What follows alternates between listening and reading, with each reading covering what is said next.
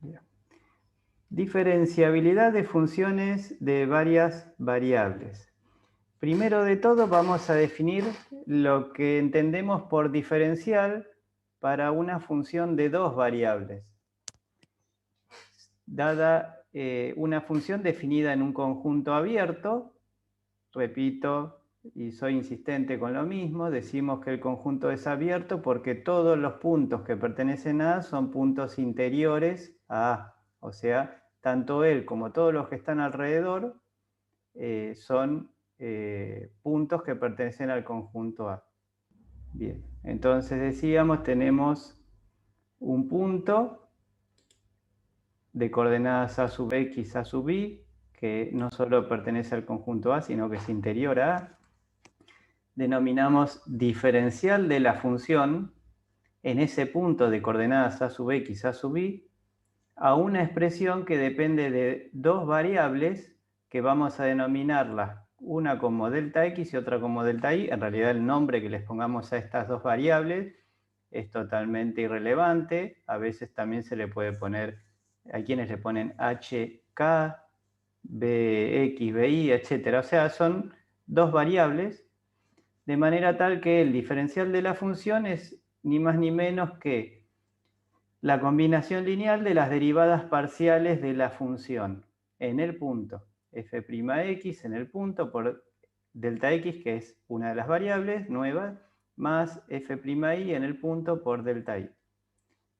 Como habíamos definido al gradiente de la función como el vector que está formado por las derivadas parciales de la función, si consideramos el vector de componentes delta x y delta y, el producto escalar del gradiente de la función f en el punto por el vector delta x delta y es igual a esta expresión, que es la que estamos definiendo como diferencial de la función en el punto.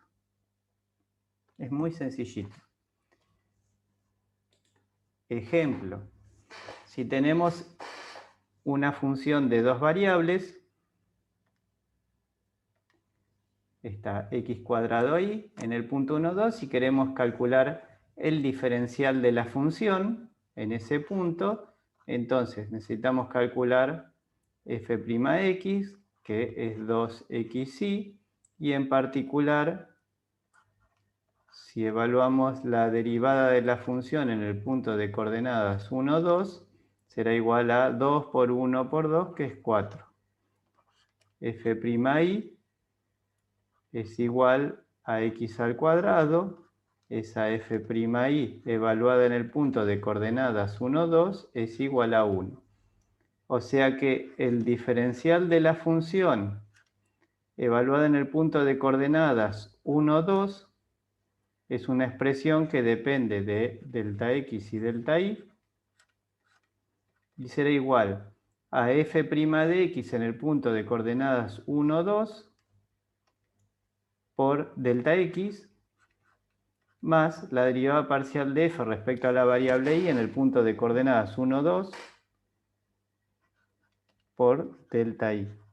O sea, 4 veces delta x más delta y. Ese es el diferencial de la función, en este caso, para una función de dos variables. Sencillo. Es muy simple si quisiéramos calcular el diferencial de una función de tres variables en un punto del dominio, o sea, en un a sub x, a sub y, a sub z. Imagínense si esto fuera 3, y acá tendríamos además la componente a sub z. Entonces se denominaría diferencial de la función a una expresión que va a depender de delta x, delta y, delta z. Entonces acá habría que sumar a la derivada parcial de f respecto a la variable z en el punto en cuestión por delta z. O sea, es más de lo mismo. ¿De acuerdo? Definido el diferencial de una función de dos variables, ahora vamos a definir una propiedad que tienen algunas funciones de dos variables, no todas, algunas cumplirán con esa propiedad y otras no, Y a esa propiedad la vamos a denominar diferenciabilidad. ¿Bien?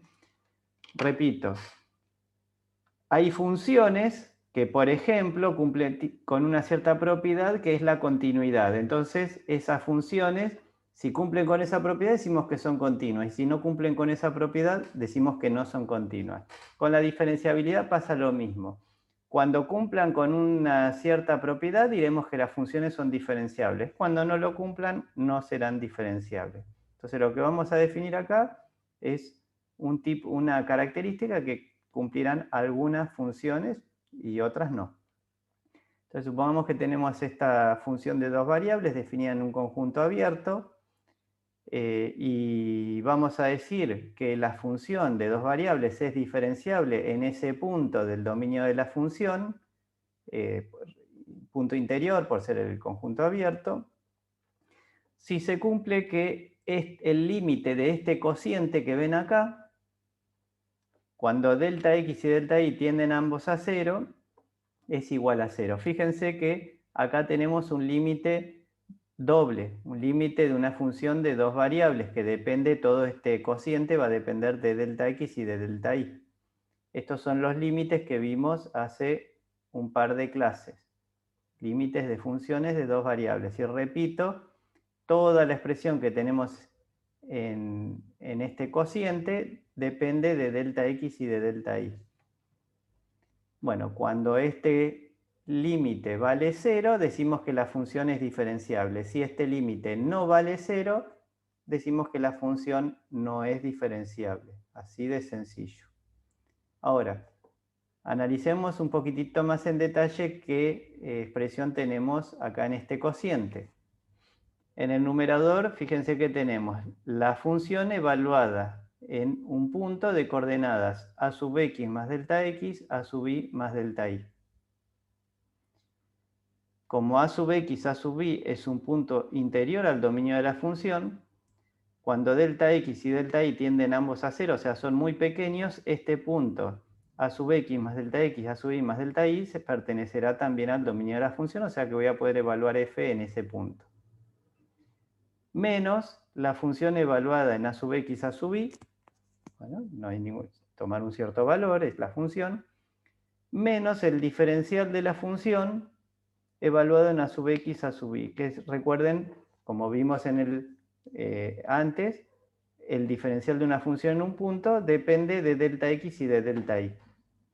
Entonces, todo esto que tenemos acá en este término es alguna expresión que depende de delta x y delta y. Y en el denominador, la norma del vector delta x, delta y es la raíz cuadrada de delta x al cuadrado más delta y al cuadrado. Entonces ahí tenemos identificado todos los términos y factores que intervienen en este cociente. Entonces, cuando, insisto, delta x y delta y tienden ambos a 0, si todo este cociente tiende a 0 también, decimos que la función es diferenciable. Bueno, esto es en el punto de coordenadas a sub x, a sub y. Si esto se cumple, este cociente se cumple, o sea que su límite vale 0, en todos los puntos del dominio del conjunto A, entonces simplemente decimos que la función es diferenciable. O sea, no diferenciable en un punto, sino que diferenciable en general, en todo el dominio. Veamos un ejemplo. Queremos saber si esta función de dos variables es diferenciable en este punto. Entonces, lo que tenemos que hacer, como dice la definición de diferenciabilidad, resolver este límite, a ver si todo este límite vale 0. Entonces, para resolver ese límite para delta x y delta y tendiendo ambos a 0 de un cociente, primero tenemos que evaluar la función en a sub x más delta x, a sub y más delta y. Entonces, me pasé por otro lado. Vamos a evaluar la función en a sub x acá es 1 y a sub y es 2. O sea, en 1 más delta x, 2 más delta y. Menos la función evaluada en a sub x a sub y. O sea, menos la función evaluada en el punto de coordenadas 1, 2. Menos el diferencial de la función en el punto, en 1, 2. Acá, como estamos trabajando con la misma función del ejemplo 1 en el mismo punto que habíamos evaluado el diferencial en el punto 1, recordamos que el diferencial de la función de esta misma función en 1, 2 era 4 veces delta x más delta y. Entonces ponemos menos 4 veces delta x más delta y. Todo esto dividido la raíz cuadrada de delta x al cuadrado más delta y al cuadrado. Bueno, queremos saber si ese límite vale 0 o no vale 0. Insisto, si vale 0, la función podemos decir que es diferenciable en el punto de coordenadas 1, 2. Si no vale 0 ese límite, entonces no es diferenciable la función, al menos en ese punto.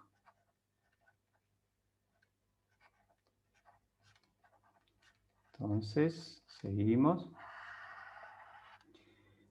La función evaluada en 1 más delta x, 2 más delta y, es primera componente al cuadrado, o sea, 1 más delta x al cuadrado por y, o sea, por el segundo paréntesis, que es 2 más delta y.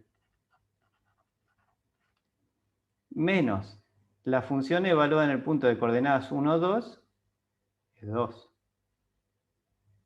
Menos el diferencial de la función, que era 4 delta x menos delta y.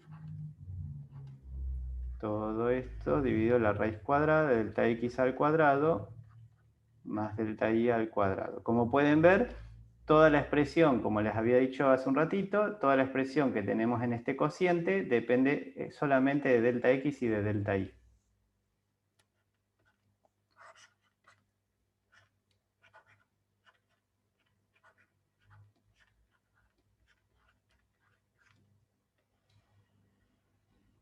Bien, ahora tenemos que identificar a todos estos términos. Lo que tenemos aquí dentro del paréntesis lo podemos desarrollar al cuadrado como 1 más 2 veces delta x más delta x al cuadrado. ¿Sí? Y todo esto hay que multiplicarlo por 2 más delta y. O sea, lo que voy a hacer es distribuir primero el 2 en cada uno de esos términos. O sea que nos queda 2 más 4 delta x más 2 delta x al cuadrado. Y ahora distribuyo el delta y en cada uno de estos tres términos. O sea, más delta y más 2 veces delta x por delta y más delta x cuadrado por delta y.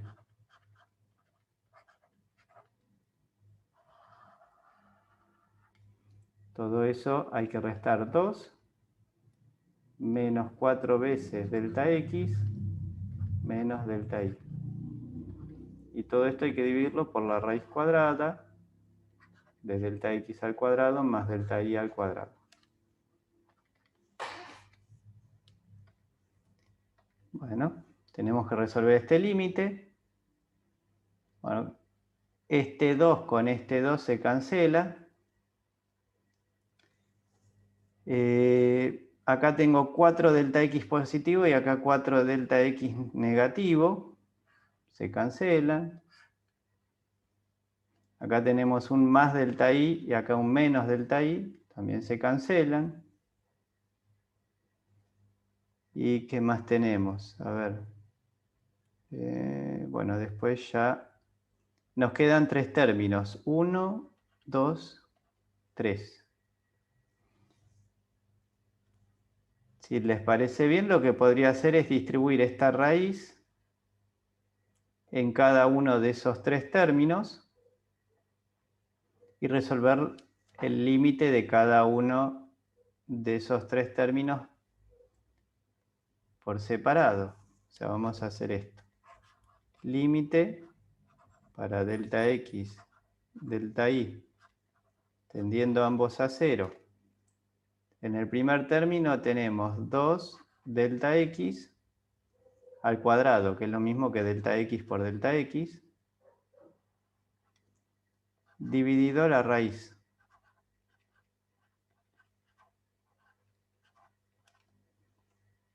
Más, ahora voy al segundo término.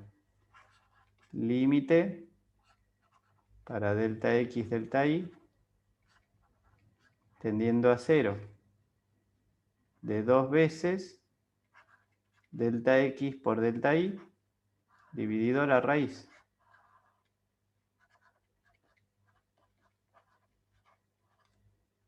Más, tenemos el tercer límite, límite para delta x, delta y tendiendo ambos a 0, de delta x cuadrado por delta y, dividido la raíz cuadrada de delta x cuadrado más delta y cuadrado.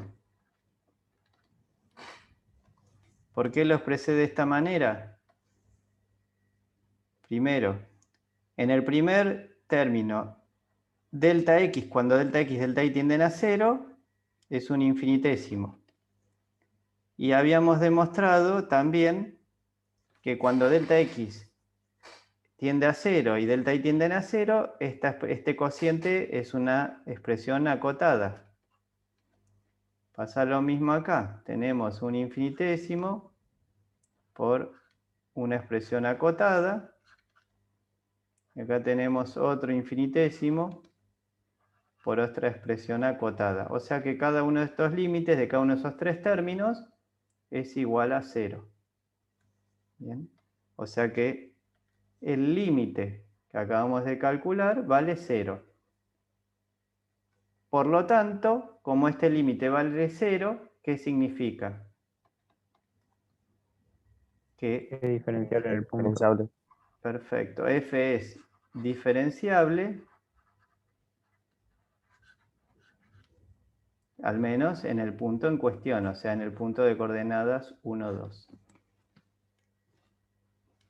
Acabamos de demostrar la diferenciabilidad de una función en un punto por definición.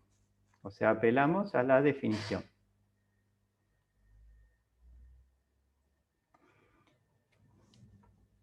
Para poder aplicar la definición es que por eso previamente definimos el diferencial de una función, porque parte de la construcción de la definición aparece el diferencial de una función.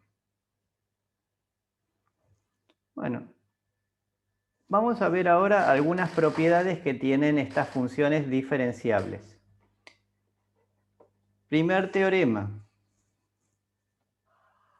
Si tenemos una función de clase C1, ¿se acuerdan que las funciones de clase C1 eran las que tenían derivadas parciales continuas? O sea, si yo tengo una función de dos variables, tengo dos derivadas parciales, y si esas dos derivadas parciales son funciones continuas, por lo menos en el punto que esté analizando, entonces se garantiza de que la función es diferenciable. O sea que si es diferenciable significa que el límite que vimos antes era igual a 0. A veces es mucho más simple darse cuenta de que una función es de clase C1 y que resolver el límite que habíamos hecho previamente, que aparece en la definición de diferenciabilidad. Por eso es que este teorema es muy práctico para identificar cuándo una función es diferenciable.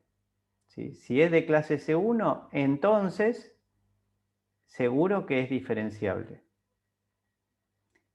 Ejemplo de funciones diferenciables son las funciones polinómicas. ¿Por qué? Porque las funciones polinómicas tienen por derivadas parciales otros polinomios, y los polinomios son funciones continuas. O sea que una función polinómica es de clase C1, tiene derivadas parciales continuas, por lo tanto será diferenciable. que era el ejemplo que resolvimos antes. Vimos, esta es una función polinómica, f es una función polinómica, por lo tanto, tendrá por derivadas parciales funciones que son continuas. Fíjense, f'x y f'y son funciones polinómicas, estas funciones son continuas. Y como las derivadas parciales de f son funciones continuas, eso garantiza que es de clase C1. Y este teorema, teorema 1, garantiza de que por ser la función de clase C1, pues, por lo tanto será diferenciable.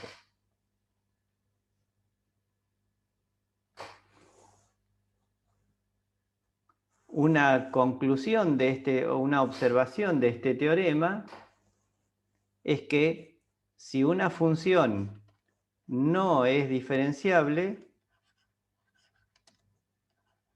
o sea, en el punto que esté analizando, entonces es imposible que sea de clase C1. F no es de clase C1. Porque si fuera diferenciable, perdón, porque si es de clase C1 debería ser diferenciable. O sea, si no es diferenciable, no es de clase C1. Otra propiedad que tienen las funciones diferenciables es que son continuas. Una función diferenciable es una función continua. Este teorema sí lo vamos a demostrar. El anterior no lo demostramos.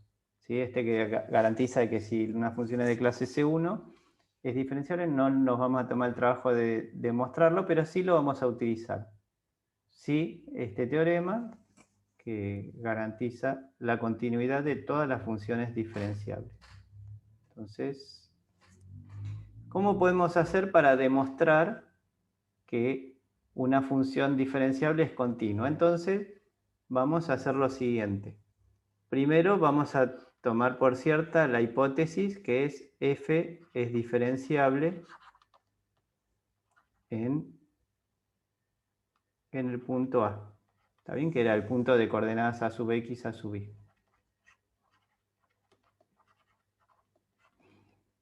Bueno, si es diferenciable, ¿qué significa? Que el límite para delta x, delta y, tendiendo ambos a 0, de todo un cociente tenía que valer 0. En el denominador teníamos la raíz cuadrada, delta x al cuadrado más delta y al cuadrado. En el numerador, f evaluado en a sub x más delta x, a sub y más delta y, menos f evaluado en a sub x a sub y, menos el diferencial de la función, ¿no? El diferencial de la función era f' de x evaluada en a sub x a sub y por delta x y menos f'y también evaluado en a sub x a sub y por delta y. Todo esto tenía que valer 0. Si la función es diferenciable, quiere decir que todo ese límite vale 0. Ahora, fíjense una cosa. El denominador, cuando delta x y delta y tienden a 0, el denominador también tiende a 0, ¿no? Por lo tanto, para que este cociente, que tiene por un denominador que tiende a 0, valga 0, quiere decir que el numerador es un infinitésimo de orden superior al denominador. O sea, el numerador tiende a 0 mucho más rápidamente de lo que tiende a 0 el denominador, para que este cociente valga 0. Repito, si el denominador es un infinitésimo, entonces el numerador es un infinitésimo de orden superior al del denominador para que el cociente valga 0.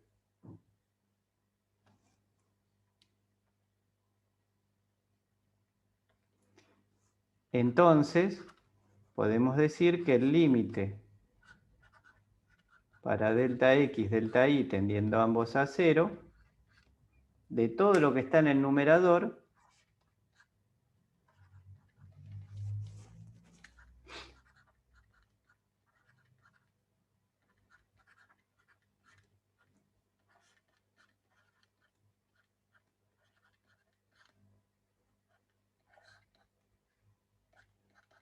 bueno, hay que escribir un poquito, como ven. Estoy repitiendo todo lo que está escrito en el numerador.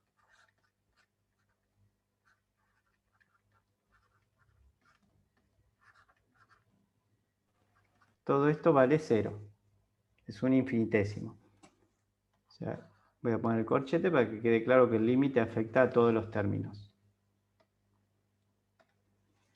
Si nosotros resolvemos este límite que tenemos entre corchetes y sabemos que vale 0, fíjense que vamos de atrás para adelante.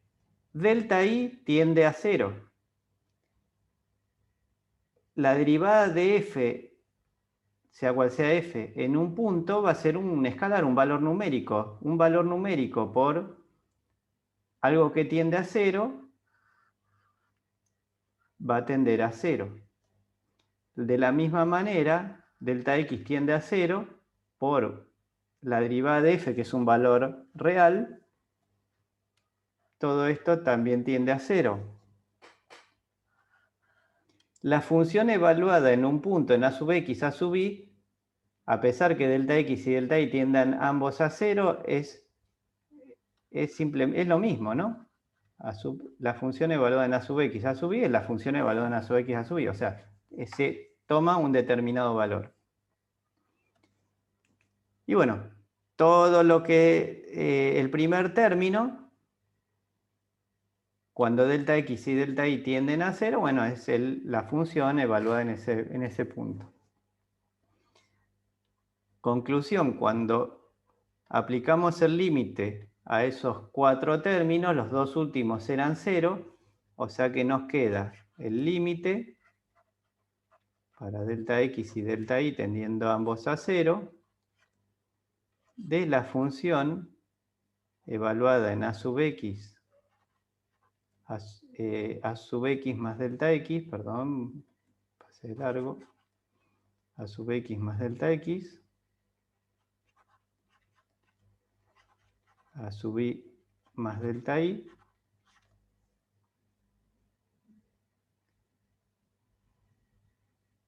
y esto es igual, como f de a sub x a sub y está negativo, lo puedo pasar al miembro de la derecha positivo.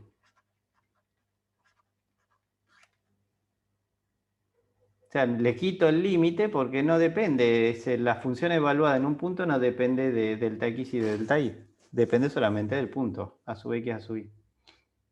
Y estos dos términos dijimos valen 0, o sea, los límites valen 0. Bueno, prácticamente ya tenemos, llegamos a la definición de función continua. Una función es continua cuando, si delta x y delta y tienden ambos a 0, la función evaluada en ese punto que está en las proximidades de a sub x a sub y es lo mismo que la función evaluada en a sub x a sub y. Si alternativamente, si a todo esto lo denominamos x y a todo esto lo denominamos y, o sea, x es a sub x más delta x e y es a sub y más delta y, también podríamos decir que el límite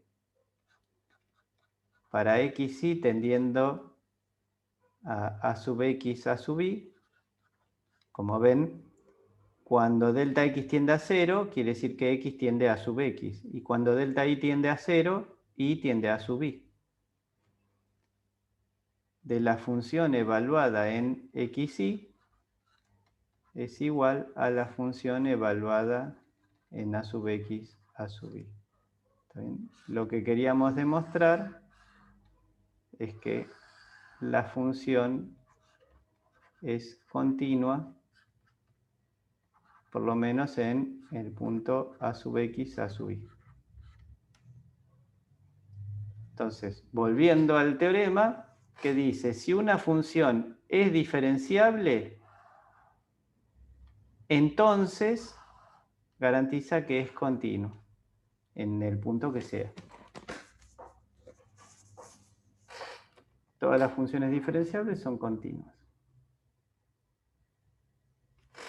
Y ahí está la demostración. Pregunta, profesor. Sí. Que sea continua entonces no quiere decir que sea diferenciable. O sea, no vale la recíproca. No tiene por qué. No tiene Buenísimo. por qué. Gracias. O sea, puede ser una función continua puede o no ser diferenciable.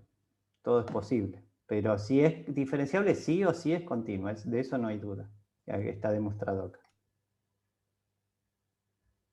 Bien. Eugenio, no juegue. Vamos a estudiar la diferenciabilidad de esta función definida por ramas. Les recuerdo que esta función definida por ramas, voy a representar en el plano XY, sabemos que cuando la coordenada y vale 0, o sea, sobre el eje X, la función vale 0. Fuera del eje X, la función es x cuadrado sobre y. Queremos saber si esta función es diferenciable o no, en 0, 0, en ese punto. Tal como habíamos visto al comienzo de la clase, una forma de verificar si la función es diferenciable era con la definición, o sea, resolviendo este límite que aparece acá, pero bueno, para la función que estamos analizando y en el punto que estemos analizando.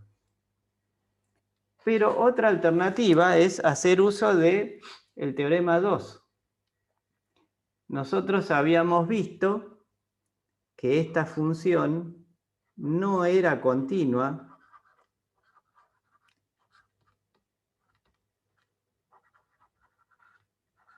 en 0, 0. Hace 2 clases verificamos que esta función no era continua en 0, 0. ¿Se acuerdan que si nos aproximábamos por parábolas al origen de coordenadas y reemplazamos ahí por ax cuadrado? Bueno, dependiendo por qué parábola nos aproximábamos al origen, la función tendría valores distintos, o sea que el límite no existía, o sea que por lo tanto no era continua la función. Entonces, si la función no es continua, ya sabemos que no es diferenciable.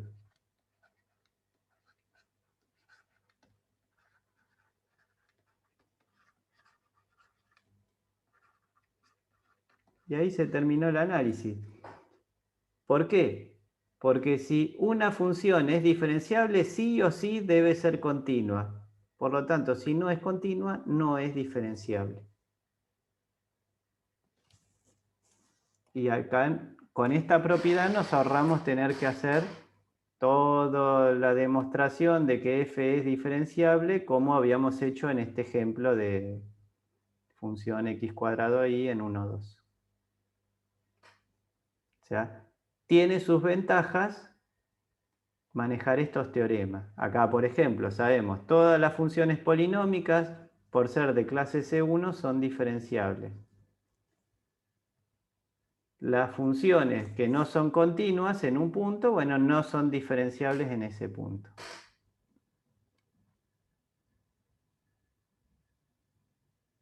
Acá particularmente no me pongo a demostrar que la función no es continua porque este ejemplo ya lo habíamos resuelto en otra clase. Así que cualquier cosa consúltenlo. Profe, me perdí acá. El teorema 2 dice que si es diferenciable, entonces es continua, pero en este ejercicio vemos que no es continua, entonces no es diferenciable. Claro, Y sería el la lógica. recíproco no era que no era válido. Por eso, P, ¿te acuerdas en lógica? P implica Q. La hipótesis, si es diferenciable, es continua.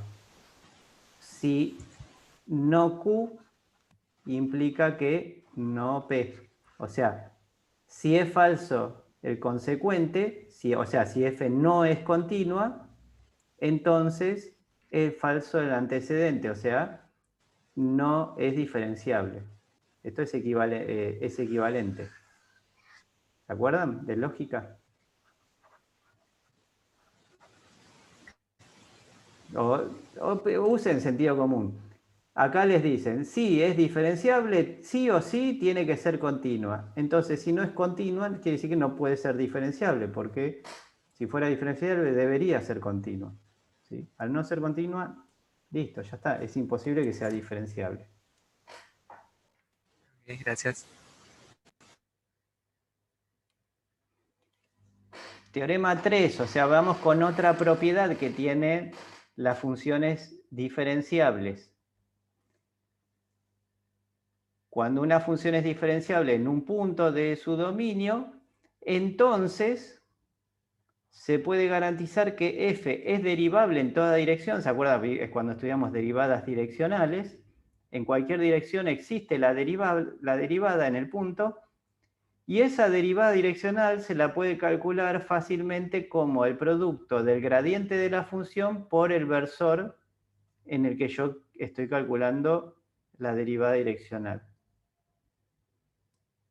Vamos a demostrar esta propiedad, o sea, vamos a demostrar que si una función es diferenciable, entonces es derivable en toda dirección y la derivada direccional se calcula como el gradiente por un versor. Entonces, para demostrar esta propiedad, partimos de la hipótesis, f es diferenciable en a sub x, a sub y, en el punto. Bueno, si aceptamos como válida que f es diferenciable, significa que el límite para delta x, delta y, tendiendo ambos a 0, del todo el cociente, f de a sub x más delta x, a sub y más delta y, menos f de a sub x, a sub y, menos f'x evaluada en a sub x, a sub y, por delta x, menos f'y evaluada en a sub x, a sub y, por delta y. Todo esto dividido delta x cuadrado más delta y al cuadrado, la raíz, todo esto tenía que ser 0. Bien. Bueno, para demostrar esta propiedad, la idea es que vamos a intentar llegar a esta expresión a partir de la definición de diferenciabilidad, o sea, a partir de este límite que aparece acá, vamos a intentar llegar a esta expresión. Entonces, para llegar a esta expresión, fíjense que en el miembro de la derecha aparece el gradiente de la función. El gradiente era el vector que estaba formado por las derivadas parciales de f. Y fíjense que acá nos aparecen ya las derivadas parciales de f. O sea, lo que voy a hacer ahora es distribuir la raíz en estos términos, y estos dos, en donde me aparecen las dos derivadas parciales de f, ya lo voy a pasar al miembro de la derecha. ¿Para qué? Justamente para empezar a armar esa expresión del gradiente. Entonces, en el miembro de la izquierda me queda límite para delta x, delta y, tendiendo ambos a 0, de f evaluada en a sub x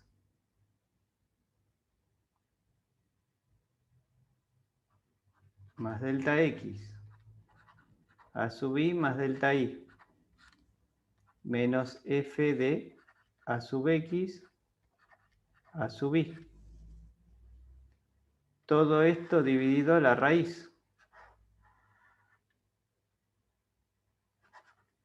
Delta x cuadrado más delta y al cuadrado.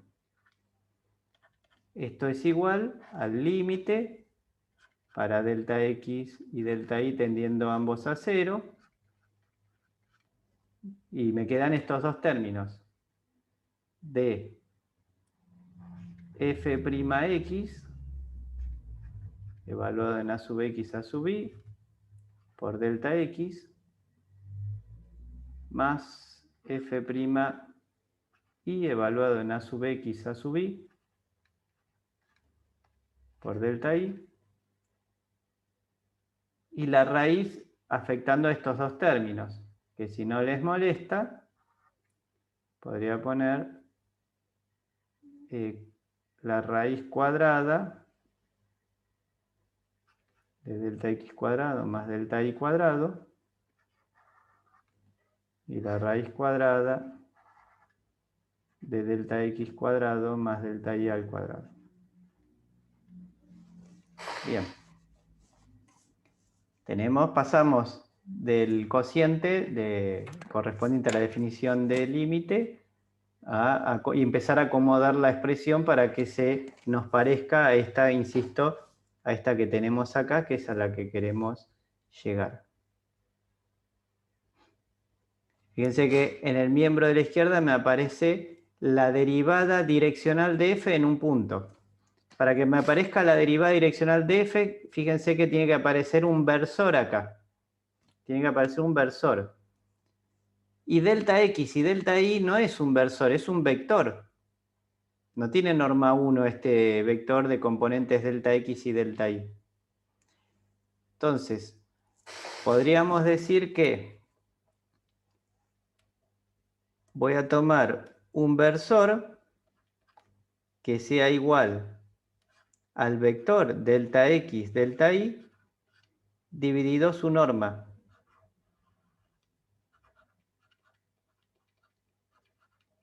No hay duda, por definición sabemos que el cociente entre un vector y su norma es un versor. Así que lo llamo versor.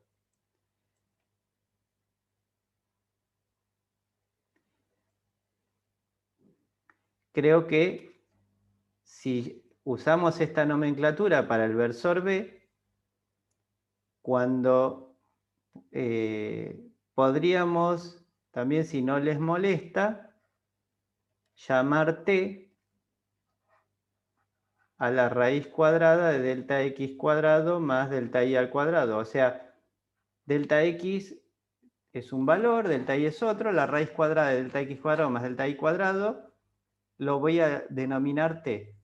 Ahora, cuando delta x cuadrado, cuando delta x y delta y ambos tienden a 0, en este límite, t tiende a 0. ¿Sí? Porque delta x y delta y tienden a 0. Entonces, hago este cambio de notación y a este límite al que tengo en el miembro de la izquierda, lo voy a expresar en términos de t. Voy a decir límite para t tendiendo a 0 de la función evaluada en el punto de coordenadas a sub x, a sub y. A ver, todo esto lo puedo expresar como a sub x, a sub y, más el vector delta x, delta y. ¿Bien? O sea, la suma de estos dos vectores es este que tengo acá. Es donde voy a evaluar f. Entonces, la función la voy a evaluar en a sub x, a sub y, más el vector delta x, delta y. Y delta x, delta y, el vector delta x, delta y, es igual, fíjense, si esta raíz yo la paso multiplicando al miembro de la izquierda, me queda igual a toda esta raíz por el versor b. Y a toda la raíz yo le puse el nombre t. O sea, me queda t por el versor b. Entonces, más t por el versor b. Menos la función evaluada en a sub x, a sub y. Todo esto dividido la raíz cuadrada de delta x cuadrado más delta y cuadrado, que es t. Y esto es igual a...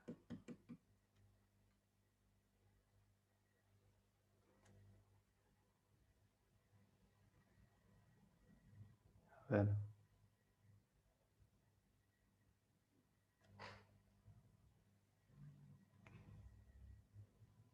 El límite... el lado derecho lo voy a dejar expresado en términos de delta x y de delta y todavía. Ambos tienden a 0.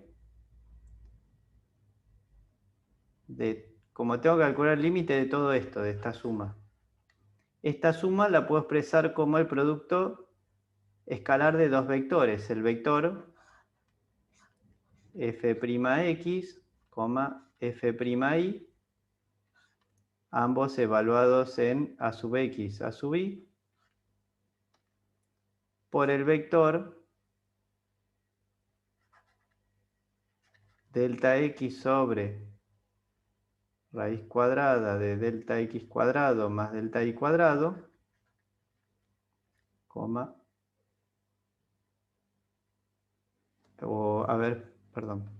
ese vector ya directamente lo puedo expresar como el vector delta x, delta y dividido la raíz cuadrada de delta x cuadrado más delta y cuadrado. ¿Bien? Es esto más coma esto. El producto escalar de estos dos vectores me da todo lo que tengo dentro del corchete. Ahora, un vector dividido su norma, habíamos dicho que era igual a un versor, al versor B. El vector dividido su norma era el versor. Por lo tanto, de la expresión anterior nos queda todo lo que tenemos en esta expresión es la definición de derivada direccional de una función en un punto respecto a un versor B. O sea, esto es derivada de f respecto al versor B en el punto de coordenadas a sub x, a sub y. Y cuando delta x y delta y tienden a 0, esta expresión que está acá es el gradiente de f evaluado en a sub x, a sub y. O sea, esto es igual al gradiente de f evaluado en a sub x, a sub y, porque no depende de delta x y delta y. Y el versor B es un versor perfectamente determinado. O sea que acabamos de llegar a la expresión que relaciona a las derivadas direccionales de una función con el gradiente de la función y con el versor que indica en qué dirección estoy calculando las derivadas direccionales. Veamos un ejemplo de aplicación de este teorema. La clase pasada habíamos estudiado la derivada direccional de esta función polinómica en un punto en una cierta dirección. Esta es la dirección. Versor B. Como la función f es polinómica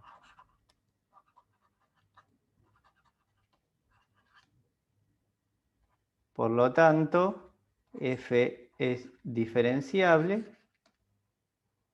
Por lo tanto, la derivada direccional de f en una determinada dirección en un punto, acabamos de mostrar que es igual al gradiente de la función evaluada en el punto por el versor correspondiente.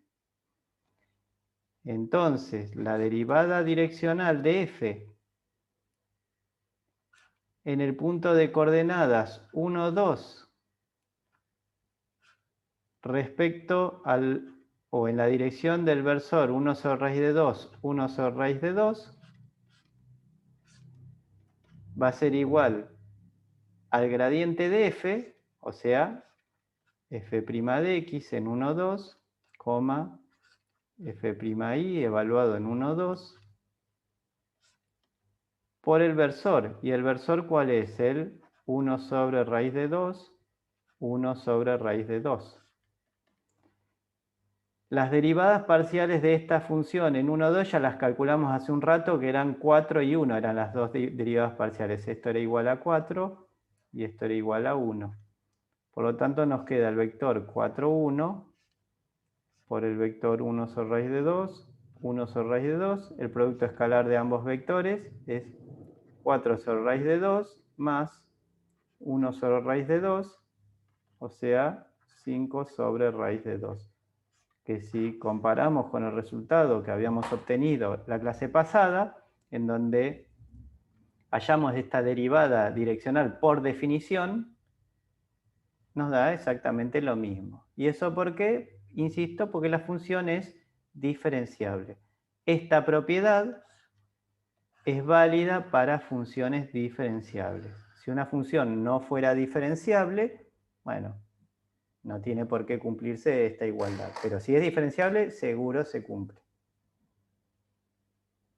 Como ven, calcular derivadas direccionales por definición, con esta metodología, si es que la función es diferenciable, es mucho más sencillo, mucho más fácil. Pero bueno, insisto, hay que estar seguro que la función sea diferenciable. Para funciones más complejas que hay que ver primero si es continua, casi como conviene directamente ver si por la definición de derivada, ¿no? Y no sé si es continua, pero sí si es diferenciable. O sea, lo más fácil es para garantizar que una función es diferenciable es que sea de clase C1. Hay que fijarse que las derivadas parciales sean continuas. Bien. Si es continua, puede ser que sea diferenciable o que no sabemos. Puede ser que una función sea continua y no sea diferenciable. Por eso, si me piden una derivada direccional, yo tengo que ver primero si es continua la función y después si la derivada... No. Si te piden una derivada direccional, no tiene nada que... Este método. No, pero no tenés que pasar, no es necesario pasar por la continuidad. A eso me refiero. No hay relación entre la continuidad y las derivadas direccionales. Si hice una función que yo no me doy cuenta si es diferenciable, tengo que ir haciendo todos los pasos. Y bueno, sí es una forma, o sea, fijarte si es continua. Si es continua, bueno, todavía te queda la sospecha si es diferenciable. Si no es continua, listo, lo descartás. ¿No? Está bien. De la misma manera, una función tiene que ser derivable en toda dirección. Una función diferenciable debería ser derivable en toda dirección, porque justamente las funciones diferenciables son derivables en toda dirección. Si usted tiene una función en que en una dirección no es derivable, quiere decir que ya está, no es diferenciable. Bien. Y es más, fíjense que el gradiente de la función es un par de números. Por ejemplo, acá 4, 1. Por un versor va a ser 4 veces una componente por una vez la otra componente. O sea que las derivadas direccionales tienen que ser una combinación lineal de las componentes del versor. Si usted tiene una derivada direccional que no sea una combinación lineal de las componentes del versor, quiere decir que no es diferenciable. Por ejemplo, esta función hace un ratito ya demostramos que no era diferenciable, ¿de acuerdo? Esta sabemos por qué, porque no era continua en 0, 0. En 0, 0 no era diferenciable. Esto vamos a aclarar en 0, 0. Tal vez que no sé si está aclarado, pero valga la aclaración de que esto lo estamos analizando en 0, 0. La clase pasada nosotros habíamos calculado las derivadas direccionales de f en 0, 0. ¿Se acuerdan? Las derivadas direccionales eran iguales a 0 si el versor era el 1, 0 o el versor era el menos 1, 0. No voy a calcularlas por definición estas derivadas direccionales porque lo hicimos la clase pasada. Estoy recordando de memoria los valores de esas derivadas direccionales. Y las derivadas direccionales eran iguales a b sub x al cuadrado dividido b sub y si el versor era, para cualquier otro versor, de componentes b sub x, b sub y, con b sub y distinto de 0. Estos eran los valores de las derivadas direccionales de esta función definida por ramas en el punto de coordenada 0, 0. Me piden verificar que las derivadas direccionales, estas calculadas la clase pasada, son distintas que el producto del gradiente de la función por el versor. Para eso, vamos a calcular el gradiente de la función. El gradiente de la función en 0, 0 es igual a f' de x, evaluada en 0, 0, f'y, evaluada en 0, 0. ¿Hasta acá vamos bien? F' de x, la derivada de f respecto a la variable x, en 0, 0, es la derivada direccional que se corresponde con la dirección 1, 0. Las derivadas parciales, ¿se acuerdan que son las derivadas correspondientes a los versores canónicos? En ese caso, f' de x, cuando es la derivada direccional, cuando uno de los versores es cuando el versor es el 1, 0, o sea que la derivada direccional vale 0. La puedo sacar de acá el resultado. De la misma manera, la derivada parcial de f en el 0, 0 se corresponde al versor el 0, 1.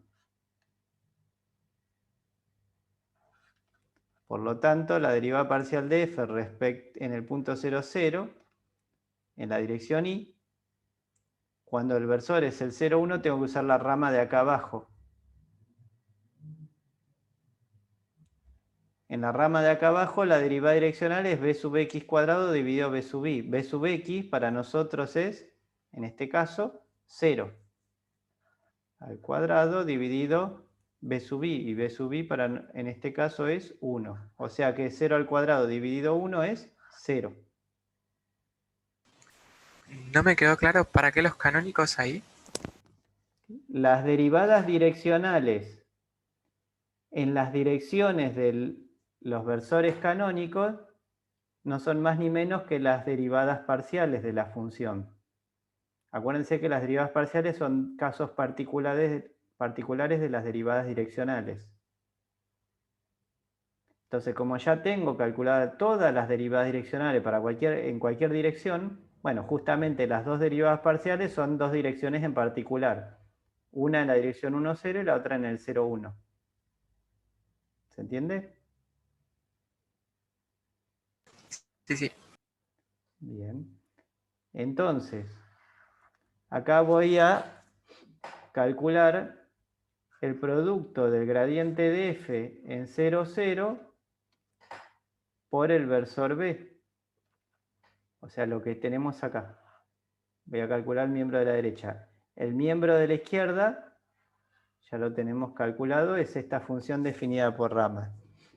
El miembro de la derecha es gradiente de f, es f'x, f'y en 0, 0, que vale 0 y 0. El versor b es el b sub x, b sub y en general. El producto escalar de estos dos vectores vale 0. Entonces, como ven, el producto del gradiente de f por una dirección cualquiera es 0. Y la derivada direccional es esta función definida por ramas, que no vale siempre 0. A veces toma distintos valores, dependerá de b sub x y b sub y. Entonces, acabamos de demostrar que estas dos expresiones son distintas. ¿Cuándo eran iguales estas dos expresiones? La derivada direccional con el producto de estos vectores. Cuando la función es diferenciable. Por lo tanto, como son distintas estas dos expresiones, ¿qué significa? No es diferenciable. Tal cual, f no es diferenciable, por lo menos en el 0, 0, que es donde hicimos este análisis. En 0, 0 no es diferenciable. Bueno, ya lo habíamos visto antes, esta función no era continua en 0, 0.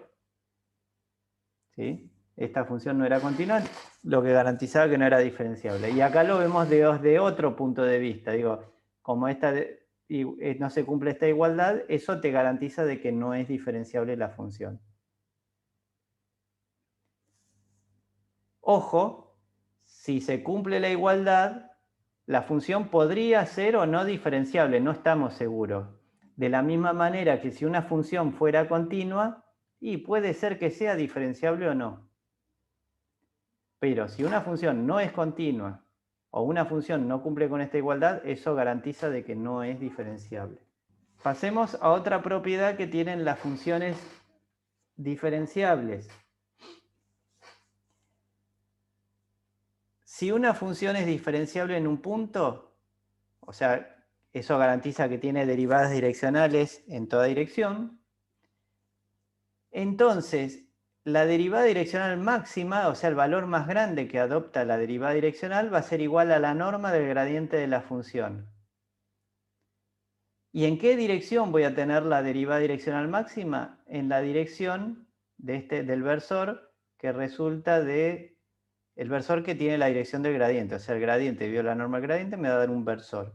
En la dirección de ese versor tengo la derivada direccional máxima. La mínima va a ser el opuesto al gradiente, en la dirección opuesta al gradiente, y las derivadas direccionales serán nulas, o sea, valen 0 en las direcciones ortogonales al gradiente. Veamos, se va a entender mejor esto cuando veamos la demostración. Por hipótesis, supongamos que f es diferenciable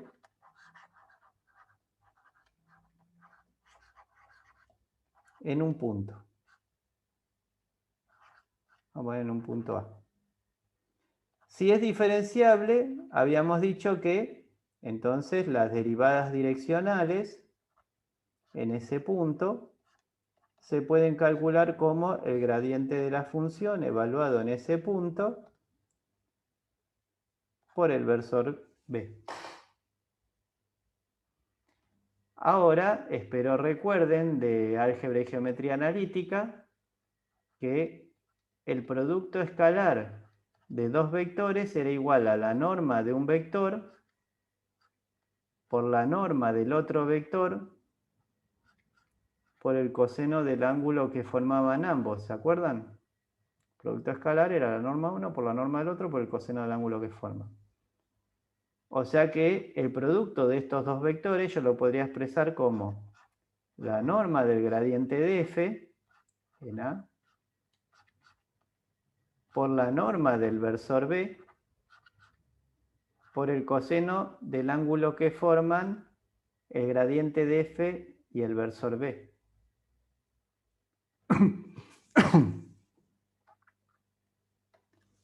Creo que no hay duda que la norma de un versor es igual a 1, por definición. O sea que la derivada direccional de una función en un punto, siempre y cuando sea diferenciable, ¿no?, será igual a la norma del gradiente de f por el coseno del ángulo que forman el gradiente de f con el versor B.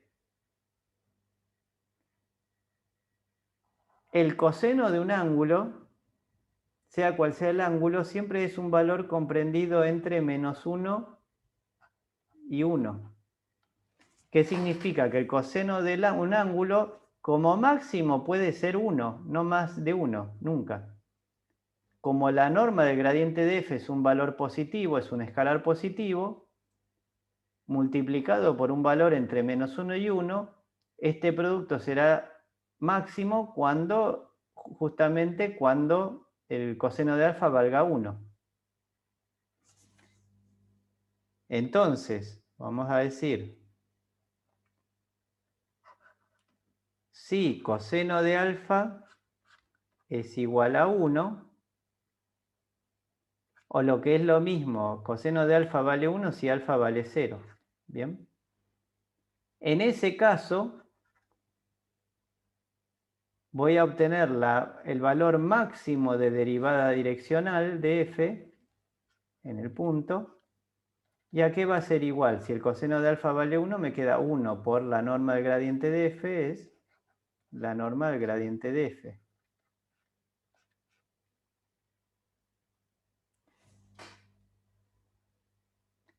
De manera similar, si el coseno de alfa es igual a menos 1, lo que ocurre cuando alfa es igual a pi, o 180 grados, ¿no? Entonces, el valor ese tomará este factor el menor valor de todos los posibles entre menos 1 y 1. Multiplicado por un valor positivo, se obtendrá ese producto, será mínimo. O sea, el mínimo de la derivada direccional de f en el punto A va a ser igual a menos la norma del gradiente de f en A.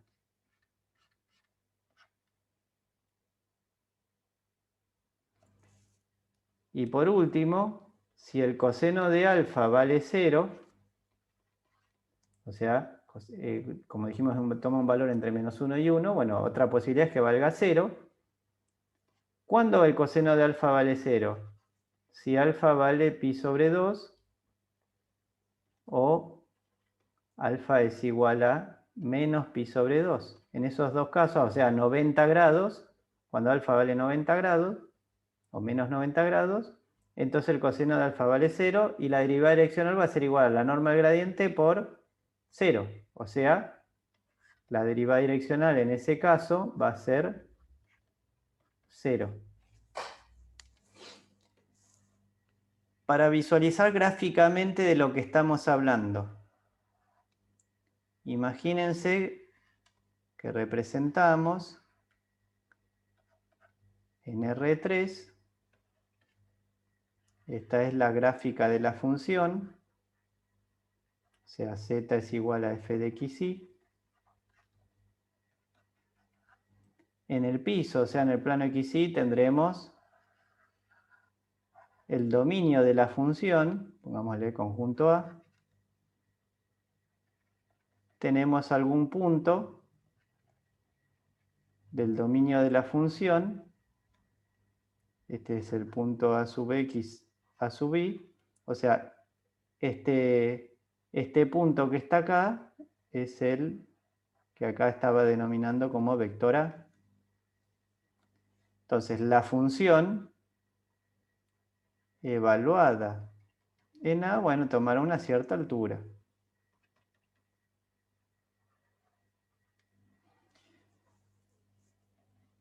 Bien, si nosotros en este punto de coordenadas A sub x, A sub y, evaluamos el gradiente de la función, el gradiente dijimos que es, en el caso de una función de dos variables, un vector que tiene dos derivadas parciales, o sea, es un vector que está en R2. O sea, en este punto yo podría representar en el piso al gradiente de f, evaluado en A. O sea, es un vector que está en el plano xy, el gradiente.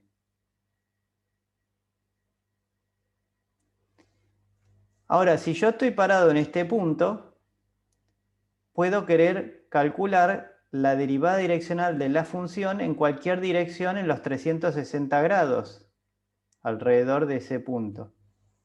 Entonces, voy a tomar una dirección genérica cualquiera, pongámosle que tomo una dirección, este es el versor B, que apunta en una cierta dirección. Entonces, el ángulo alfa del que yo estaba hablando es el ángulo que forman el versor B con el gradiente de f. Este es alfa. El gradiente de f, el vector negro, es un vector perfectamente determinado, es fijo. O sea, porque en un punto, a sub x, a sub y, las dos derivadas parciales de f toman cada una un determinado valor fijo. Ejemplo, vuelvo para atrás. ¿Se acuerdan que, vamos a ver, me voy bien atrás? Acá, ¿se acuerdan? Tomaba una función en un punto, f'x y f'y en un punto valen 4 y 1, o sea que el gradiente de f es el vector 4, 1. O sea, es un un vector perfectamente determinado. En ese ejemplo sería el 4, 1. En general, bueno, será un par de valores reales que si los representamos acá en el punto, me dan un vector. Repito que está en el piso. Ahora, en cualquier dirección que yo quiera calcular la derivada direccional, o sea, la pendiente de la recta tangente a la gráfica de la función correspondiente a las coordenadas a sub x a sub y, en cualquier dirección arbitraria, en la dirección del versor B, la dirección va a estar dada por este versor violeta, que formará un ángulo con el ángulo alfa, un ángulo con el gradiente de f, un ángulo alfa. Cuando alfa vale 0, o sea, cuando calculo la derivada direccional de f en la dirección del gradiente de f, o sea, para alfa 0, la derivada direccional es máxima. ¿Y cuánto vale esa derivada direccional? La norma del gradiente de f.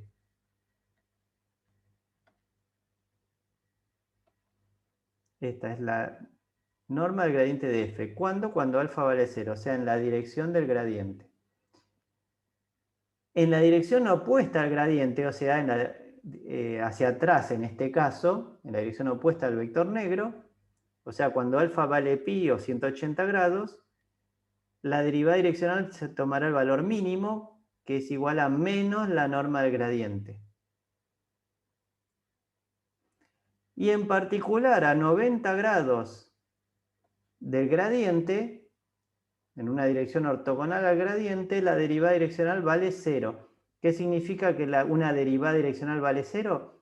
Que la pendiente de la recta tangente en esa dirección vale 0. O sea que la recta tangente a la gráfica de la función en una dirección ortogonal al gradiente de f es horizontal. La recta tangente acá a la gráfica de f en la dirección ortogonal al gradiente es horizontal.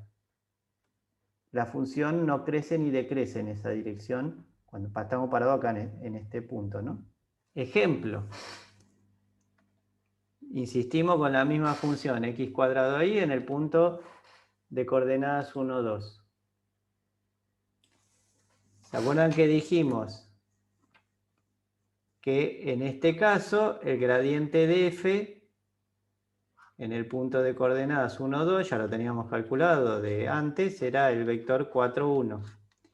Me piden calcular la derivada direccional máxima, la mínima y las respectivas direcciones. Bueno, el valor máximo de la derivada direccional de f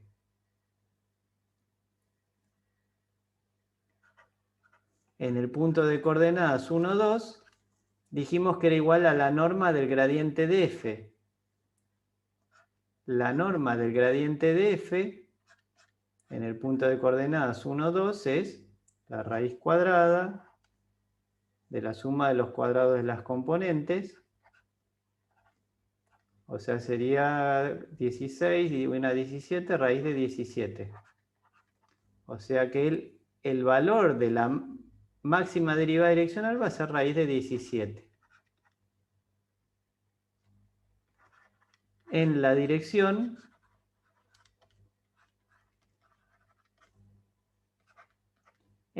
del gradiente. O sea, el gradiente es el vector 4, 1, pero para indicarlo como versor vamos a tomar el vector dividido su norma. El vector dividido su norma es un versor. O sea, en esa dirección la derivada direccional es máxima. Será mínima la derivada direccional en el punto de coordenadas 1, 2. Tomará el valor opuesto al gradiente, o sea, menos raíz de 17, menor que este valor no va a tomar la derivada direccional.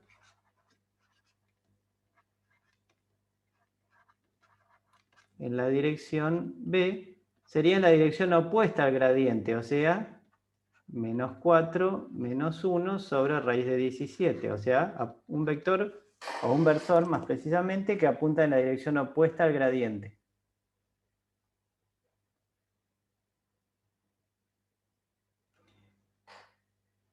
Y después me preguntan, ¿en qué dirección o en qué direcciones las derivadas se anulan? O sea, ¿cuándo valen 0? f'b en el punto de coordenadas 1, 2 es igual a 0.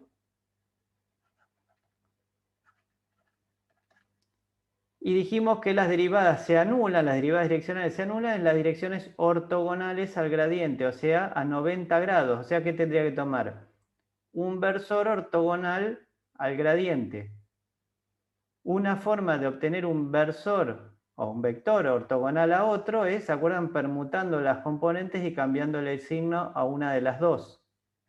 Ejemplo, -1, 4, dividido raíz de 17, para que sea versor. O la otra alternativa, en la otra dirección en que tenemos derivada direccional nula, será 1 menos 4 sobre raíz de 17. O sea, también permuto el 1 y el 4 y le cambio el signo, bueno, en vez de al 1, al 4. En estas dos direcciones, la derivada direccional vale 0, o sea que la función no crece ni decrece en esas direcciones, siempre que estemos parados en el punto de coordenadas 1, 2.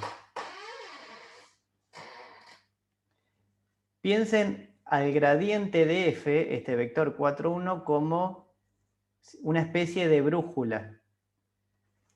Imagínense que fuera un vector que está apuntando en la dirección que la función crece más rápidamente. O sea, en lugar de apuntar al norte, apunta en la dirección en donde la función crece más rápidamente. La derivada direccional es máxima.